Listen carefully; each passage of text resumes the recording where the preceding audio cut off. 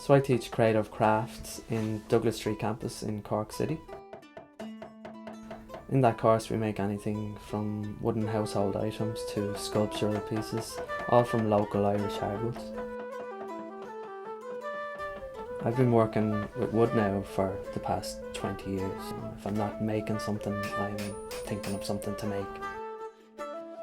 If you're interested in applying for this course, just go on to the Douglas Street campus website and click on Creative Crafts, and you can come in and meet me and I can tell you in more detail about the course. I can guarantee you a great year. You'll learn a lot of new skills, you'll make great friends, and you'll have a great future ahead of you in the craft industry.